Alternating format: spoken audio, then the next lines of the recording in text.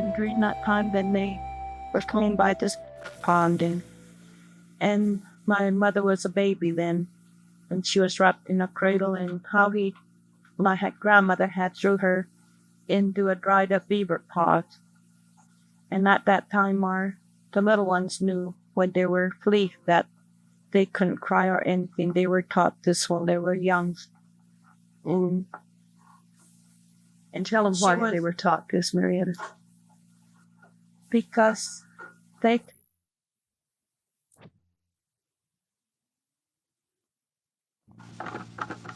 Leave it up. When my mother was small and she was the baby in a cradle, that was when the Meeker Massacre was on. My grandmother told me a little bit about that. How when she was small, as they were fleeing from Colorado after the Meeker Massacre, they was on their way over into the Uinta Basin. The baby, my grandmother had how they had to flee during the night, and then during that time, then they were coming by this beaver pond, and my mother was a baby then, and she was wrapped in a cradle, and my grandmother had threw her into a dried up beaver pond. And at that time, the little ones knew when they were fleas that they couldn't cry or anything. They were taught this while they were young. And tell them why they were taught this, Marietta. Because they felt that if any harm or if the enemies ever came upon them, that while they were hiding, that these children were taught this, so the enemy or whoever was after them, they wouldn't be able to find these people while they were hiding from whatever they were hiding from. And this was some of the things that was taught to them when they were young children, just babies. And how she had been thrown into this beaver pond, dried up beaver pond, and she had been there for 2 days and a day. Then when they got to a safe place, then my grandmother had told my great-grandmother had told my grandmother, that was my mother's mother, to go back and get the baby. And so when she went back, the baby was safe, and nothing had harmed her or anything. Anyway, they brought her back to the camp where they were. I guess if they didn't, maybe something else would have happened, but we're lucky she was still alive when they got back. Otherwise, we would have been there.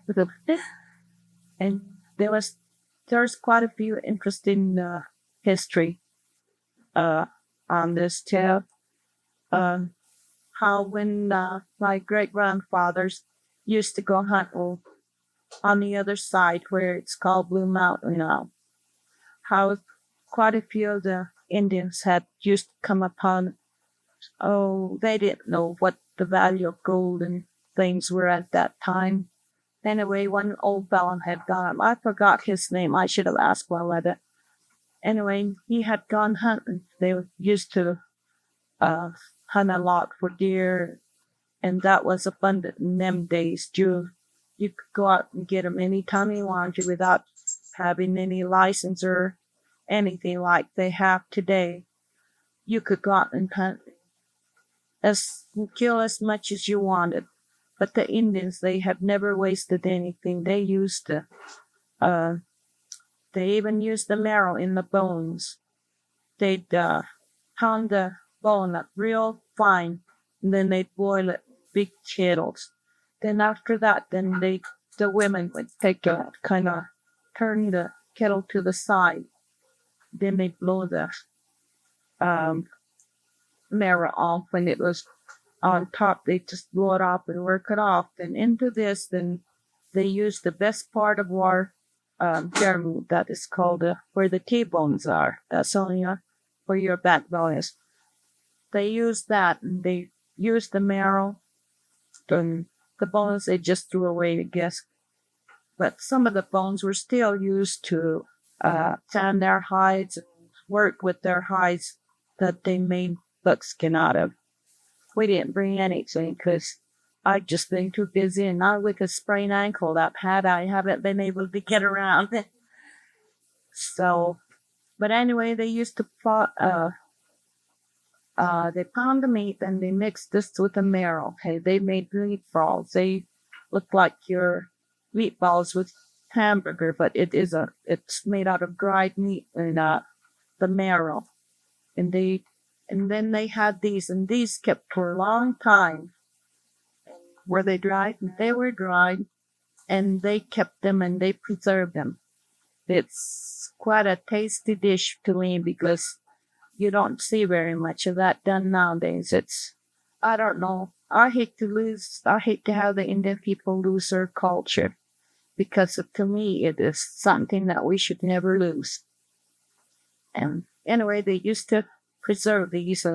Then they kept them. If they went hunting or they'd gone for 2 or 3 days at a time, they picked these stones. They went about their way. So one time this old man was out hunting over in Blue Mountain.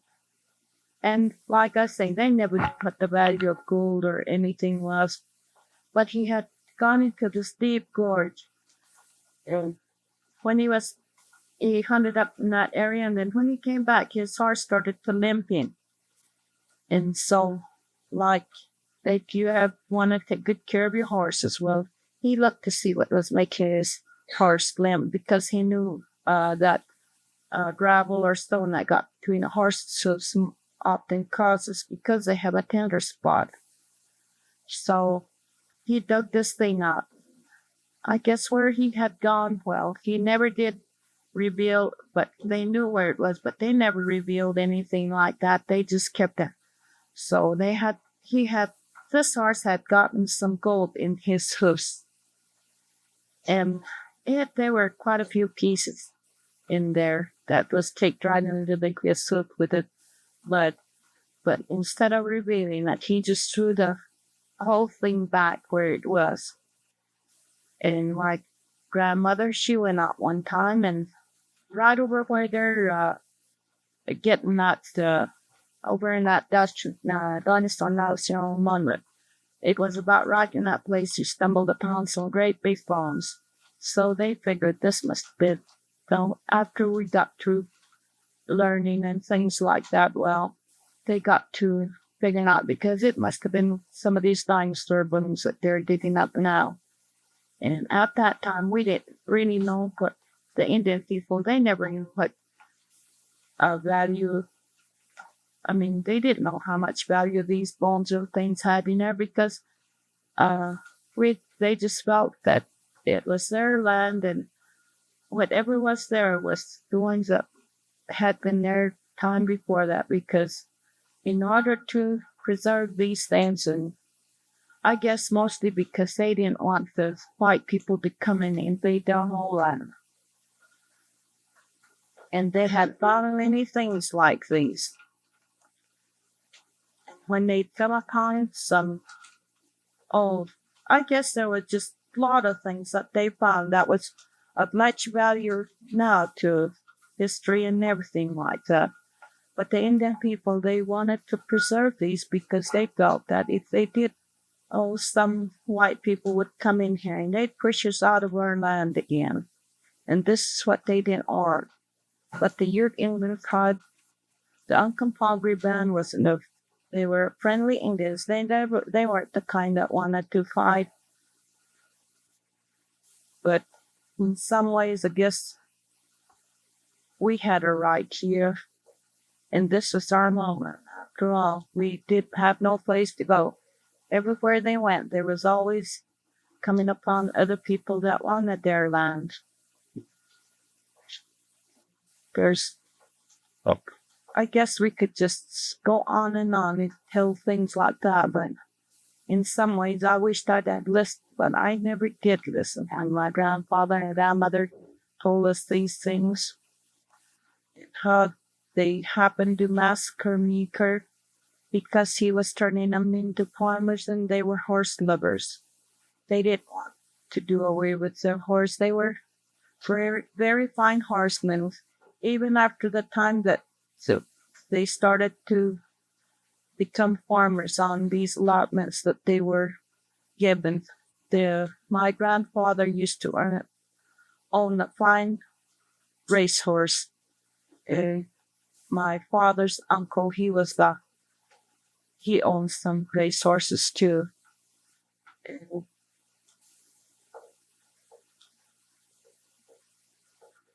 oh my gosh. And then after we learned to live the white man way, it was hard for our people to understand these things because they didn't want to learn the ways of the white man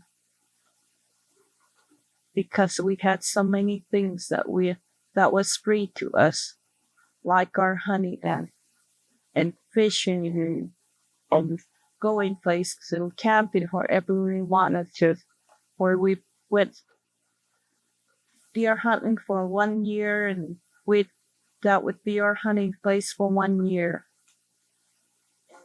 Then another time they'd be special places that they went to gather berries and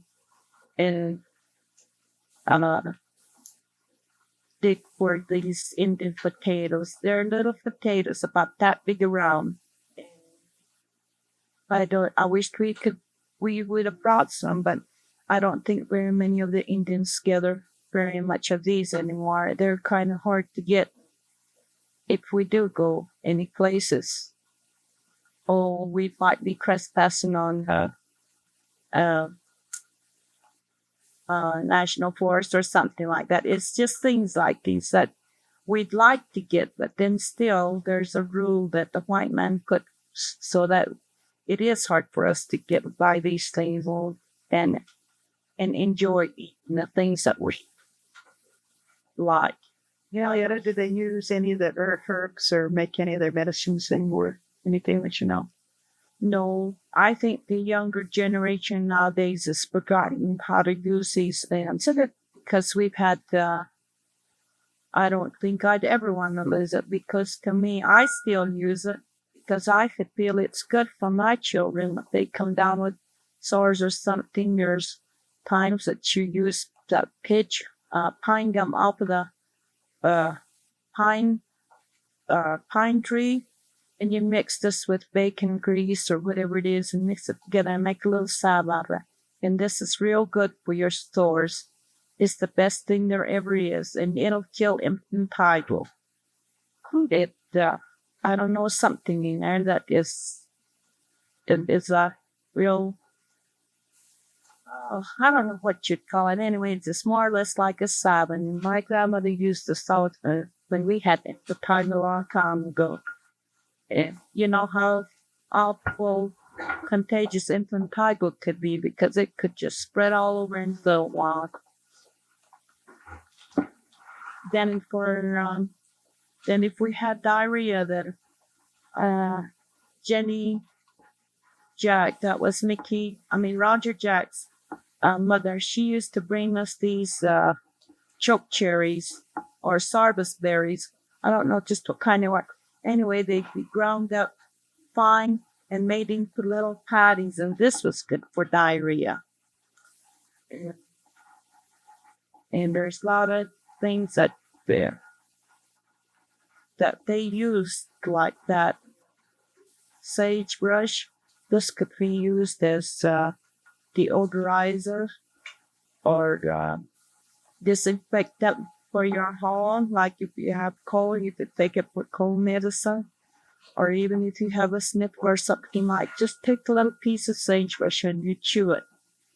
This is really good for your coughs too. It's awfully bitter, but I'd rather try that than to go around and cough all the time because this is awfully good for you.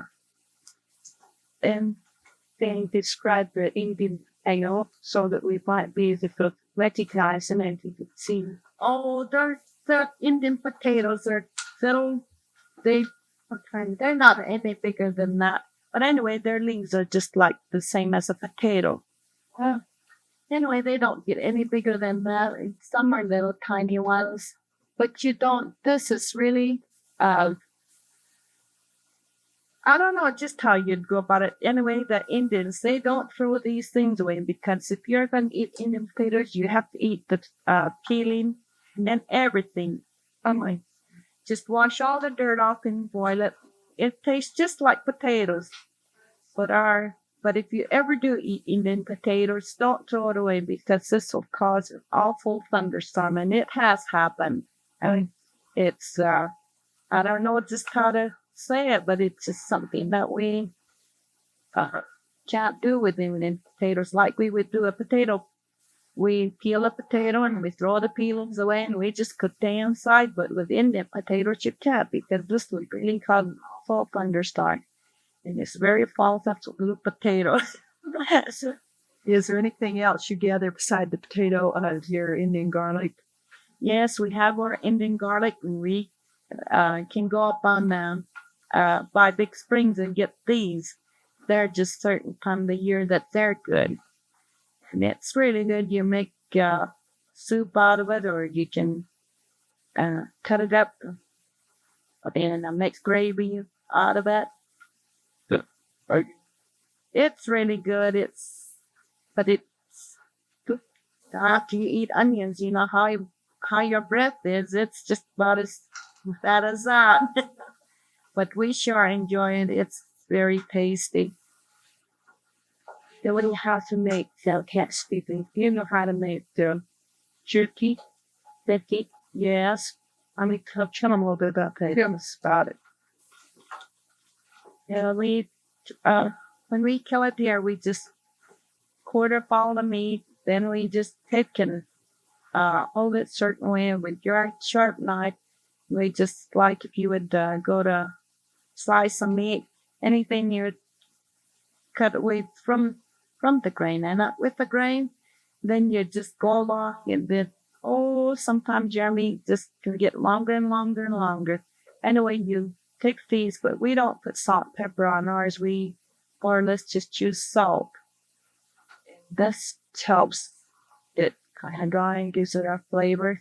Then we put it over, we build a fire, not too big of a fire, but anyway, just enough to smoke the meat to kind of help it brown. This gives it a real good flavor. And you can keep this for a long, long time. But in the summertime, you kind of have to watch it because you're not very careful with it. It get wax on you, just as Klein meal does. You have to take real good special care with it too. That was often used on diet or grease bread. And How's your berries fixed that you picked? all our blueberries or buffalo berries, we just take them, gather them, and beat them off the bush, and we go over and wash them, and then all the leaves come up to the top of the water. Then you just take the leaves off, and then after that, then you drain your berries, and you just put it out on a cloth out in the sun, and you just turn it over every day until they dry, and then these keep for a long time. And in the wintertime, you take them, you get as much as you want and put it in boiling water. You cook it, and when you get ready to eat it, it's there just like it was when you gathered it. Do they thicken it, or how do they fix it for the meal? Oh, some boil it and some put little paste in it or out of little flour, or they just use it like that, squash it up and put sugar in there and eat it like that. But also, can't fit the handful out. I'll let Ina put that. This is Ina Lou Chapoose. And Ina, we're sure glad to have you with our group here. This is the 4th grade class at Todd School. So I'm Ina Lou Chapoose, and I work for Head Start, and the teacher said that, well, this is just some of the things that my mother told me today. And I was asking her about what she remembered when she was small. She said a long time ago that the Indian people used to live down in Willard Creek, and Hill Creek area. And once a week, they came to Ouray to receive rations, and rations were food that was given to the Indian people, that the government gave to the Indian people. And it had rations for bacon and dried fruit and beans and flour and baking powder and sugar and green coffee. But green coffee, the Indians had to prepare it for themselves so that they could have coffee. And bacon was used for shortening our Lord. And they had to cross the Green River. They didn't have no bridge there, so the old ladies and the people would cross the Green River on little canoes, and they'd come over, and while they were at Ouray, they'd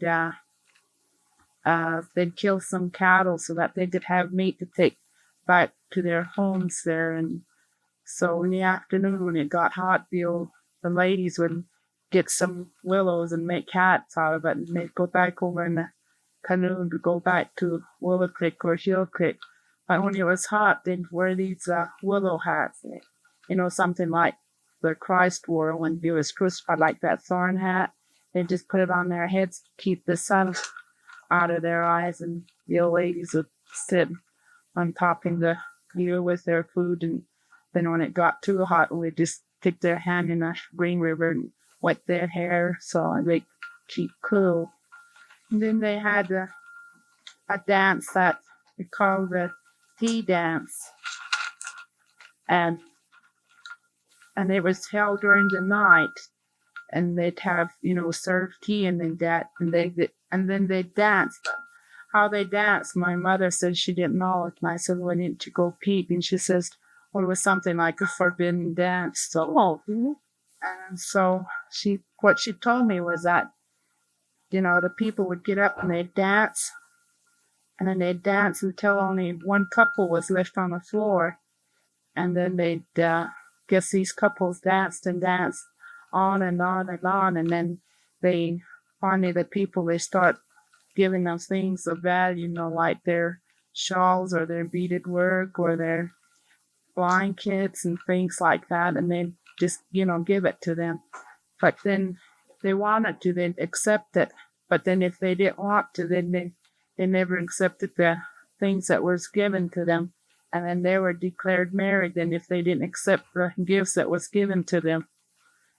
And so that's what they did. And sometimes when they were waiting for their rations, the young boys would have something like the pillow fight, but then this was a mud fight, and there'd be some boys off one side of the Green River, on each side of the Green River, and then they'd make big long slingshots, and they'd put some mud in there instead of rocks or anything unheard, so they just put mud in there, and then they'd sling it across the river, and then sometimes they'd be lucky they'd hit someone on the back. So they used to have lots of fun, and that's about all that I can tell that she told me. Ina Lou, tell us something about your dad. Tell him what position he held and how much work he did for the tribe. Have your dad's name. My dad's name was Chapoose, and he did lots for his people. Was an interpreter for the tribe. He made many trips to Washington, D.C. to represent his tribe and try to get the things that his people wanted him to get for them from the government. I don't remember some of these things. Like Marietta, says, I don't even. I'm sorry that I never listened to what he called me. Well, Anna, say it real loud, whatever you ask. They said that there was lots of people, I can't remember, but it covered from White Rocks clear down to Willard Creek and Gill Creek, and so that area. They tell us that when they took the first census, there were 4,500 UNs. Today, there's probably less than 200. Yeah, my mother says that this reservation was just, filled with people. Says, Ina Lou, have you ever heard anyone say what happened to all these people?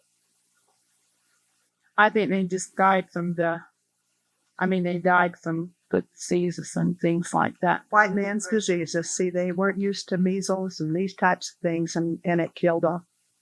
All right, we have another question. Stand up and talk loud. Uncompahgre Band last year, singing cottage. True cottage still with you. No, my dad died in the year of 1961. He'd been on the Ute Tribal Business Committee for many years, was really a prominent Indian fellow. One of the outstanding. Any other questions? You can ask him at either Marietta or Ina Lou. Do either of you happen to know Fort Duchesne? He used to live over here fight. I think he was at one time a chief. I remember when I was in school in Gerald, we used to come to our friends for breakfast, and I thought such a lot with her to saying that I'd get something on her kind, a big kind, young kind, someone that knows something about it. We'll have to check. All right, stand up, talk loud. Well, connecting it to a big fight for Galen, but that got me down down and no one. I think so. They probably use something like a buckskin or something to infiltrate their sunshots. Stand up. Also been the Fun. What band do you belong to? You went on my mother's a Uena. My dad was, my mother was an Uncompahgre and my dad was a Uena. On with my mother. All right, you're an Uncompahgre. Explain this as to why you went with your mother. Is this an old cultural tradition? Marietta? No, it just didn't start until 2 or 3 years before our father died. That's all the babies born then would be involved with their mother, but I guess before that they weren't supposed to be involved with their mothers. And but somehow or another, some of the parents felt that they should be, I guess they must have had their cake or else some of them would be enrolled with their fathers. The 3 of my brothers and sisters were enrolled with my father in Suena. Then before he passed away, then he put us over on the Uncompahgre Band, and now 2 more of our brothers and sisters that were with the Uncompahgre are enrolled with the Uena. So it's just happens that way. So They did at one time. They don't now. They automatically go with their mother. Is this correct? Okay. well, it's just to get the kids acquainted with one another so that when they come to public school that they'll be able to that they'll at least know one another. And What are you doing actually with the Marietta? What do they do during a day beside play together? well, we have a story time during the first part of the morning when they come in. We just more or less let them have a table play, and that's like putting puzzles together or playing with the clay or some things, on the table there. And then we get them on a rug for rug time, and that's time to be, quiet time where we sing songs or we read stories to them, and then we have little activity going on the rugs there, and then we have snack, and after snack we have our physical what is it called? Well, anyway, where we have try to teach them to, use a balance beam so that they can coordinate themselves or jump rope or some physical activity that they can get used to. And then later on we go on and do some creative activity where they can learn to use their hands, learn to cut or either paste or make pictures that they can do by themselves without, your help or their mothers or the parents' help that they can make themselves. Then we have to prepare for snack again. Lunch takes about. We have lunch there and then eating lunch. Your mothers and parents are invited, to come in and volunteer their hours so that we can just have a neighbor see what we're doing. So today, children do you have in whole thing? Oh, we have about close to 15 kids in one classroom with a teacher and a teacher's aide. Having mostly Indian shopping. Well, I'm a Head Start cook, and I enjoy this very much. It has given me an opportunity to and have be employed and earn a little money. Because the cost of living nowadays is so high that it is really hard for some of the Indian people to be able to hold a job because they lack the high school education they're supposed to have. But we have now come to realize how important education is to our children.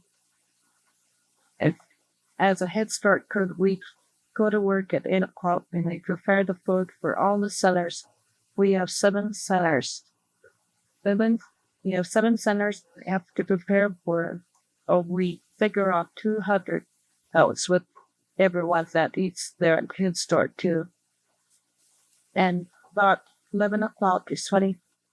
So 6 of the cooks go out. Then we have to deliver the food to Ore, Bradlett, White Rocks, the Mission, and Tridale. And then there's 2 cooks that stay down at Fort Duchesne Center that feed their children there. We've cooks that go out to our centers have better. We have a chance to get unquestioned or children in.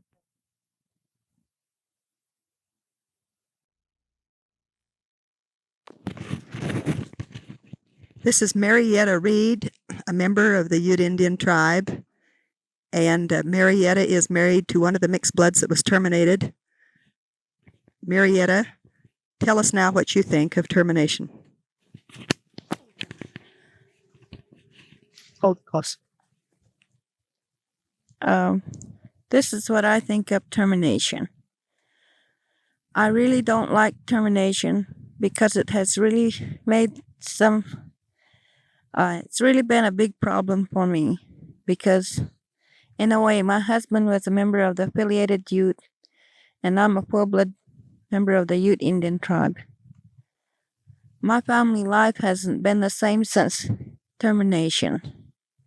And I really think that they should have given him the chance of making his choice of whether he wanted to be terminated or not. What I think of termination is really I just really wouldn't know what to say because it's really made a lot of difference in our life. For one thing, our employment. I have to be the one to support the family. We have 7 children besides myself and my husband. And with him being an affiliated Ute, he cannot find employment with the Ute Indian tribe. As I am working for Head Start, I really don't have much income from that. I work every 2 weeks, and my paycheck for the whole month is $174. But we get paid every 2 weeks, and by the time they deduct everything, I have maybe $48, and that's my living income for the whole 2 weeks. Sure. And this is just terrible because I feel that he should be the one that should be supporting the family, not me, as he is the man of the house. And this really has made some feelings for him because in a way he feels that he's not a man. And if he can't do that, if he can't support his family, then his feeling is that maybe he should get out and leave us and let the welfare take care of us. but we have kept him with us because we feel that he's the father of the family, and other than being separated, we'd rather have the whole family together. And with this year, we have 2 boys that are seniors. And I don't know how we're going to do it, but we're going to get our kids through school. But if I have to turn toward welfare, but he don't want to go to welfare because he thinks that he's a man and he can provide for the family. In his feeling, that welfare would just not be right for him because in that way he wouldn't be earning the money. The state would be giving it to him. But Marietta, what's it done to your children? How many are enrolled and how many are not? Do you see any problems here? yes, we have 7 children. 5 are enrolled and 2 are not. And by this, I try to get my 2 little girls enrolled here on the Ute Indian Tribe enrollment. But they said this would not be because they would be regarded as half. They wouldn't be counting my husband's other half, and the other members of the family are 3/4 Indian. But my 2 little girls are just regarded as half. This is really something I can't understand because why it is so, I don't know.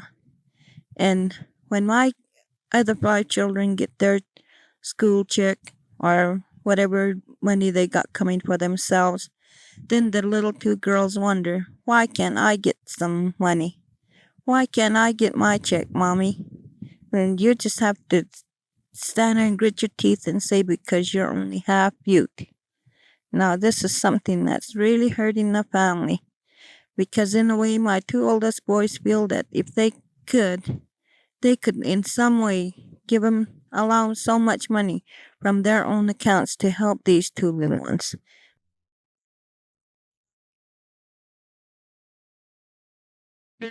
How did termination come about? Who had a choice in deciding this, and who do you think was to blame for it all?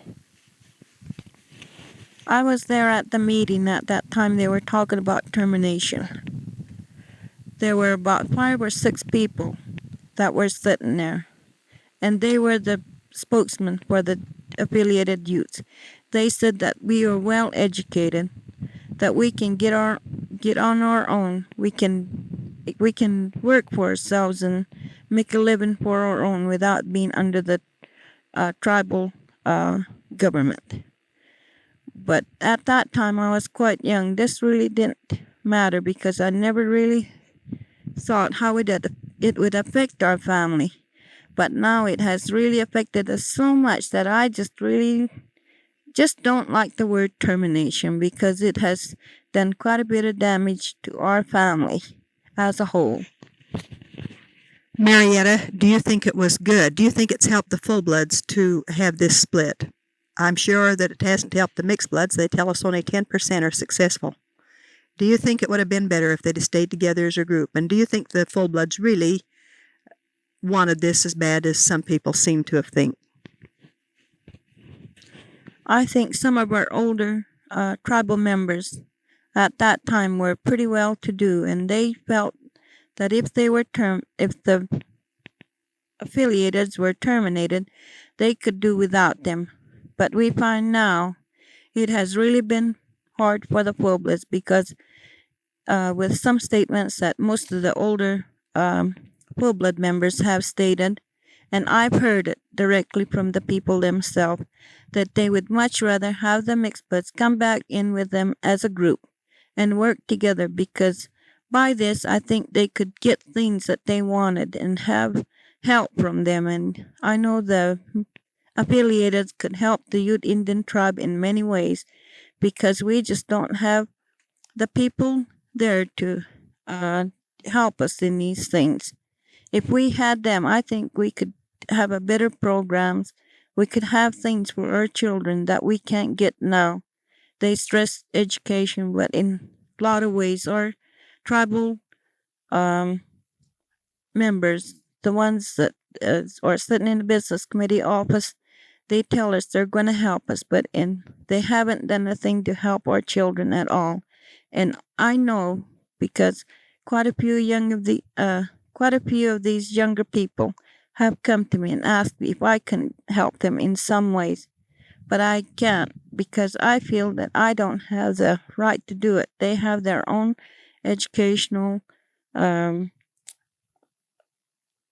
committees set up, and the ones that are sitting in there don't know one thing about it. But the younger ones feel that if we had someone there to help them get these scholarships and help them through school, they could do it. But we just don't have the right people representing us in these departments. Marietta, I think if they'll go back on history, they'll find in the later years that your dad was probably one of the great leaders. And I think eventually when we start writing on the great Ute leaders, that your dad will be considered one of these. Did your dad ever say anything to you at all about how things were going? Was he alive at the time of termination? Yes, he was alive. He could perceive many things that I couldn't because I was quite young. And he told me a lot of these things would happen if we were ever split this way, because he felt in some ways that we had some leaders with the mixed blood members that would help us. And he stressed many times that if we stick together, we could get the things we want. And some of the things that he told me are coming true because we don't have the right people to be our leaders. They don't help us. They don't in many ways. Even if you do go to them with problems and how to get your children through education or through school or through help or some kind of a emergency funds, we don't have these. But my dad, he stressed to me a lot of times that's what would happen if we didn't get the right people in there to be our tribal leaders. He could see a lot of things that were coming because he knew what would happen if he ever died or something like that. This is really hard for me to say because I know through him that I learned a lot of things. And I'd like to get up and speak for my people because I can't.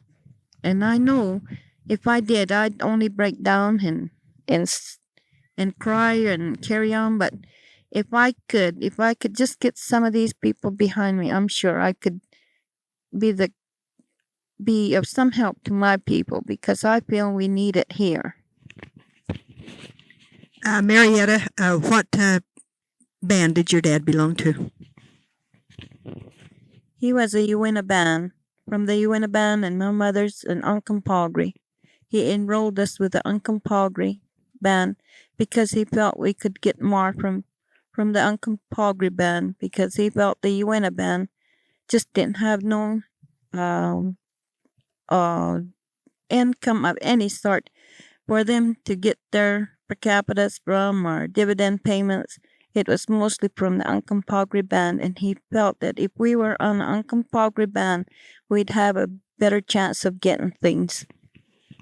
Where was your father born at, Marietta? And did he ever tell you anything about when the Uinta group came here from Salt Lake Valley? No, he never went into this very much. He just talked about it sometimes, how his people had come from Spanish work and how Spanish work was rightfully their land because they came from there.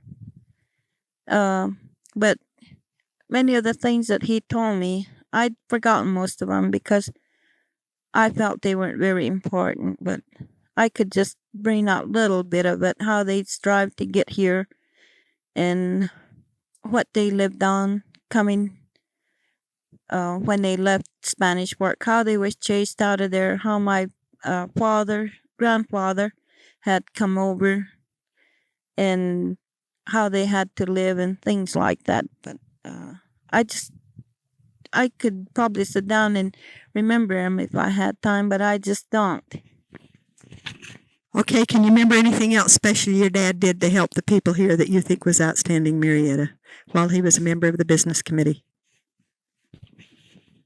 Well, I know for one thing, he wanted to help his people because he knew they needed it. He worked as a farm agent up to White Rocks. He told them to plant their gardens, and from this they canned in things. He made plans for them to come to the White Rocks gym and can. They did a lot of things for themselves. He made sure they had seed and stuff to plant hay and whatever they had to have, even garden and stuff. They went out as much as he went out as much as he could to purchase some of the things that they couldn't afford with his own money. He made sure that the children had shoes. He asked people, he had good Mormon friends, and he asked them if they had any shoes or something they didn't need to give to the Indian children. He helped the people get their per capita payment, they called it in them days. He talked for them so that they could get it. And he was always working for his people. He didn't think of himself. And he made sure his children had everything that he wanted them to have. But in some ways, I know I failed him because I didn't listen to him. I thought I was smarter than he is. But now I wished I'd gone through with what he wanted me to do. And I think it was mostly for his people that he wanted. It didn't matter to him whether if they were Uinta or White River or Uncompahgre. He was for all of them, and he worked for them. That is one thing that he always did, was work for his people, not for himself, because he didn't want glory for himself. He wanted it for everybody. What he could get for them, he tried to get, and if they didn't listen to him, I know he'd shout and holler at them, but I know he got everything for them. And through this, some of the people wished that he were still alive, because I know they could be getting 2-3 payments at a time. But today, they always think of, I wished he was alive so he could help us. But it's just too late for that, because we just don't. If we have the right tribal leaders, we could have these things. Marietta, we are teaching a unit, or we will be teaching a unit of Ute history and Uinta Basin history in our schools this year. Do you think this is good? Do you think it's good for these people to learn about themselves? Do you think it'd be good to teach in the communities? We've spent an awfully lot of time writing this history of why you're here, where you came from, your prehistory, and so forth. Comment on what you think of this for the schools. I think this is really good, because I feel in a way we have lost our true identity as the Indian people. We were the first people that were to be here on this earth, as I have gathered. And I think it would mean a lot, because in some ways our younger children have lost their true identity as the Indian people. And from what I have heard, I have talked with several people that I have known, that we must not forget that we are the people, and that we were the choice people at one time, and that we should never forget our Indian culture. And this is what my dad stressed too, that we should never forget our Indian culture. We should continue to teach our Indian children to speak the Ute Indian language. And so many of our young people have forgotten. They have even forgotten how to talk it. And some of them don't even know anything about Ute Indian people. They're full-blooded Utes, but in a lot of ways they have lost their Indian culture and their Ute Indian language.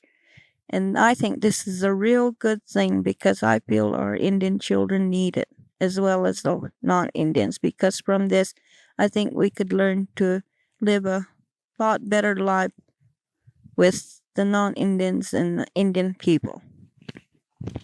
Marietta, if we could get the University of Utah to bring someone along with what we have, do you think the communities would be interested? The adults, do you think the adults know all about their history? Do you think they'd be interested in having classes? I wouldn't know about the older ones, but I'm sure if you could get some people that are really interested in it, they could be the ones to help you with this. Because when I go down to the tribal office, we see these Indian pictures that hang in various offices there. And I and my mother, Lula Brock, have gone down there. And while we're waiting for someone, we go in these offices, and she tells me about what the what that certain person did, and whether he was a good man or a bad man. And it's quite interesting because I'd like to go with her and marry Uncle Sam.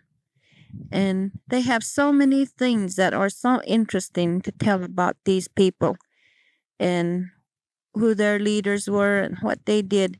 It is really quite interesting because I've heard them talk about it. And when the three of us sit together sometimes, they tell me all these things. And I just wish sometime I could sit down and talk with them and maybe just make little notes about it because it's quite interesting. And you might think they were real good people, but they were the true leaders. And in some ways, they have their bad habits just as the non-Indians do. This is very good, Marietta, and I think you're missing the boat if you don't start writing a few of them down.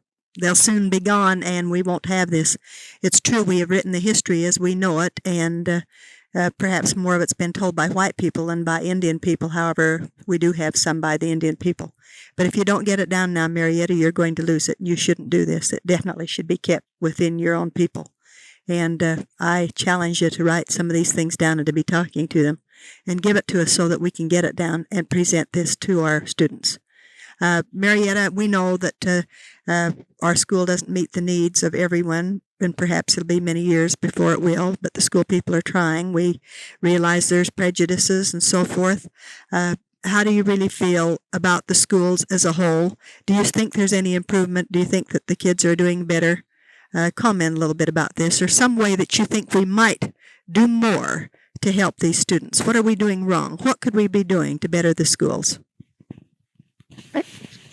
Well, as I see it, I think there's a little change made, but I think we could have more changes made because I feel in doing this, we could help our Indian children not only learning how to get along with one another at school. It's got to be something more meaningful to the children themselves. It's got to be in some way worked out that the non-Indians can better understand the Indian children. I feel that in many ways we have accomplished something because what I feel is that education is more important to our children nowadays. I know the younger adults with their kids going to school have learned to realize this, but still there's a feeling that we're not quite welcome in the non-Indian society as of yet. If there could be more changes made in this field, I think the Indian people would be more or less outgoing and taking part in these school activities and stuff that they have. But as of now, they just seem that they're not welcome there. I stressed it once at the PTA meeting, but then people know me and they just told me that it was just me. But I know I was speaking for the other Indians. I know them because after all, I'm an Indian too. But they just couldn't realize that I was saying these things because it wasn't for me that I was speaking for. I was speaking for the other Indian parents that were there that night. And they couldn't believe it. Well, I could because I was speaking for them. And I have an older boy that's going to Stewart. And he's doing real good because he's had the chance to play in a football, basketball, every activity they can do.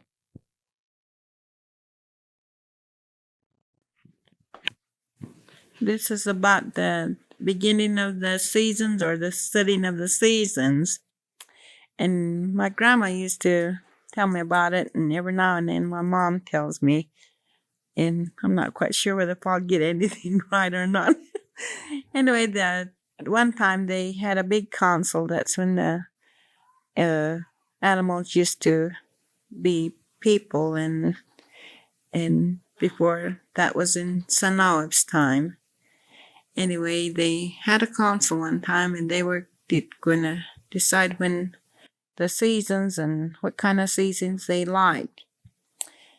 And then all the animals got together and they sat around and talked about it and how they would determine the setting of the seasons.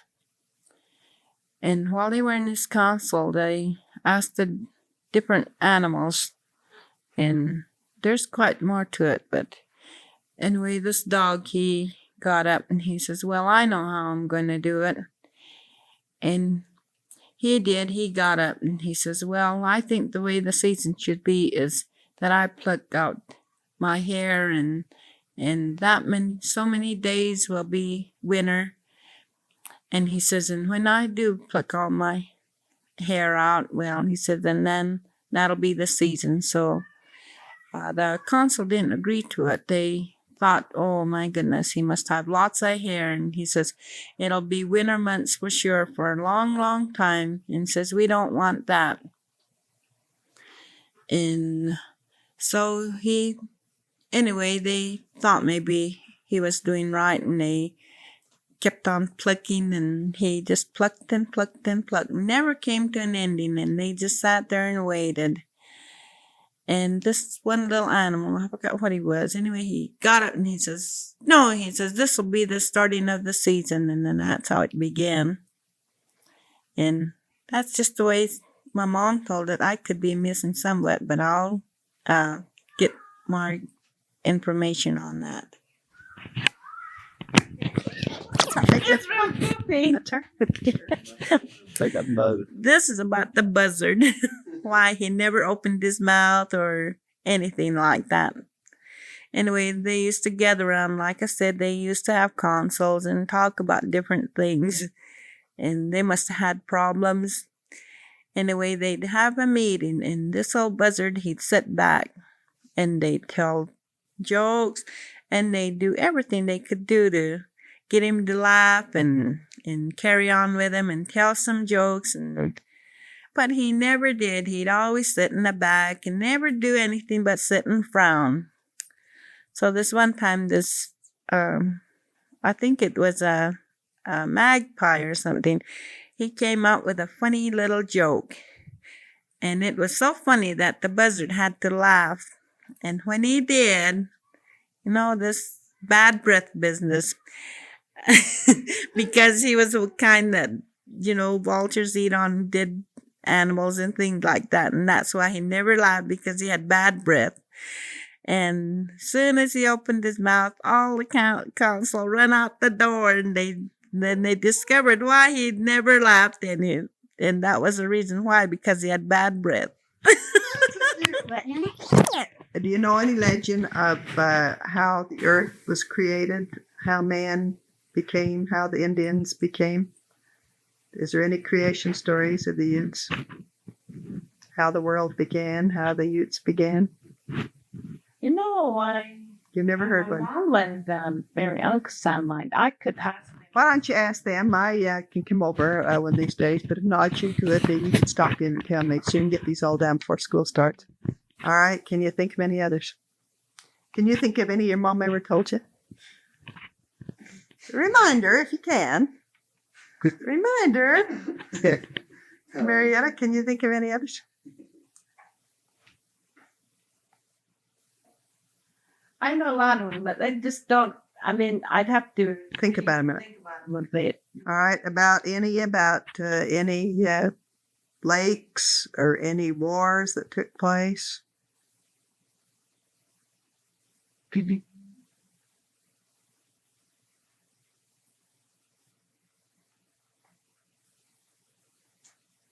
No, I'd have to think about it a little bit, because I Can't remember any offhand. remember. Can you? All right, now I'm going to ask you a question. And you need to think. 20. Marietta, last year you gave such a wonderful talk out to Salt Lake to the convention for administrators, and it was recorded. You said a few things about the Indian people, how they've changed today, and how you felt about being an Indian and about participating and helping with our programs in the Ute History Unit. see if you can remember a few of the things and say a few of the things, how you feel about the schools and so forth. Well, I can't remember offhand, but I think the one thing that I thought and have been thinking about is the Head Start and how I have become to recognize it's a good program because it has done so many things for me, like taking advantage of these classes, adult education classes, and being able to go to the UBCCE Center. And for me, it's just, I think it's kind of opened a new door for me that I can take a closer look and find that I do have a heritage and of all the, if you just take advantage of these programs and take what they have to offer you, I think it's the most important thing is for the Indian people nowadays to step forward and recognize themselves and not be ashamed of being an Indian anymore, because with all these programs and stuff, it's given us a better outlook on life and being able to stand up and say, well, I'm an Indian, and taking part in these schools and classes and mixing with the others. And it's really been a real, Head Start has really done a lot for me, just like opening a new world for me. And this is something I never thought about, but now when I think about it, I always think, well, take advantage of what's given to you because you don't know how long these programs will last. But I don't recall just what I said, but I know that was one thing. And now that my son's on a mission, it's even been a big challenge for us because through him, we can learn a lot about other Indian people. And it's quite an experience. And I don't think I'll ever regret being an Indian, because before I used to sit back and say, well, I'm just an Indian, because everybody says, well, you're just an Indian and you'll never amount to nothing. But we have our faults too, and I guess everybody else does. But if we overlook our faults, we'll make something of ourselves, and you can go out on your own and become what you want to be. Okay, you were so great to help us with all of our programs that we've taken in Salt Lake in the different schools. Marietta mentioned something about how you feel this will be helpful to the students. Well, I think for one thing that the Indian children and non-Indians together have really progressed, because when we did go on these trips, I felt a real close relationship with the children, and this is something we never did have before. To me, there was so much change in them that going on these programs and stuff has really brought the children together, and the ones that participated. And I enjoyed going with the children, because to me, I like working with Indians and non-Indians both. But it's something that you can never really express, because when you get with them kids and get them together, there's no difference, and I don't see it. And Norma, you really don't know, but I really appreciate going with you and helping you in any way I can. And it's really been helpful to me, because I really understand how the children feel too. But I regret to say sometimes that with the school problem that we had within the past year has really made a difference in our Indian students, that so many of our Indian students are going on this placement program. And I think they'll learn there too that there's nothing like our schools here. If the tension is here, then the Indian children feel it, and that is why so many of them have applied to go on this LDS placement program.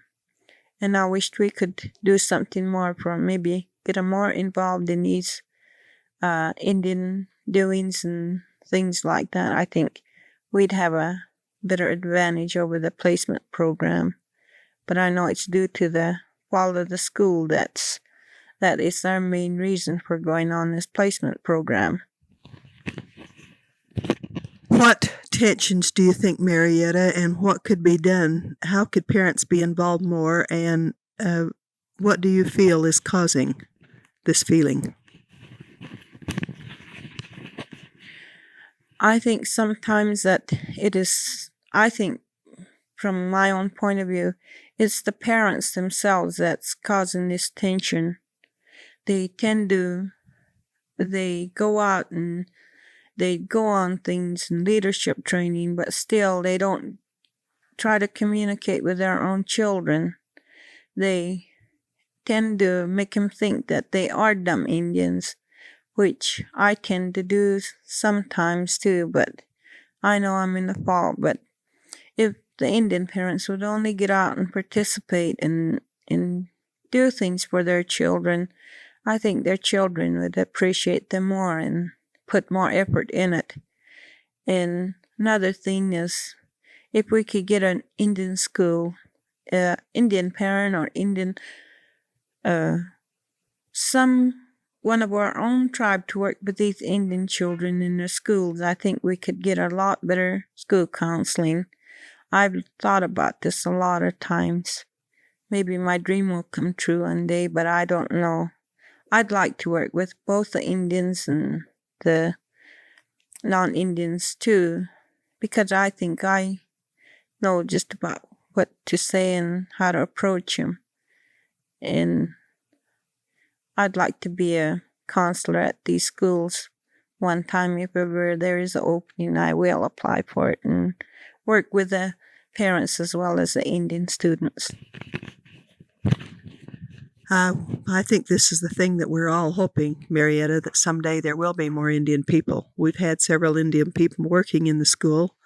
One in particular wasn't a Ute, and the kids didn't seem to feel as comfortable with the Indian teacher as they did with the white teacher. Do you know who I'm referring to? We'd certainly like to see we've had Indian aides and so forth in the school. I think, Marietta, this is why we tried so hard for the last few years in bringing the Indian history and trying to involve as many parents in the school as we could, was hoping that this would make the Indian children happier. We found that the Indian children were testing out much higher, and we really felt that many of them were getting much more out of school. And so I think it is with regrets that we hate to see so many of them going away to school, because we really felt that we were at last trying to find something to make the Indian child happier, and we were involving many more Indian people, so many taking trips and so forth with us. Did you feel that this was being helpful to the child? When I observed the kids when we went on the programs and trips and things like that, this did help the the Indian kids that went out on these programs. It really made me feel good, because I really thought it was something, and I even heard the kids saying it's so good to portray a part of an Indian and not be a white man for once. In the Indians portraying the non-Indians, that was really something, and they really enjoyed themselves. But I think this youth history program is one of the best things that happened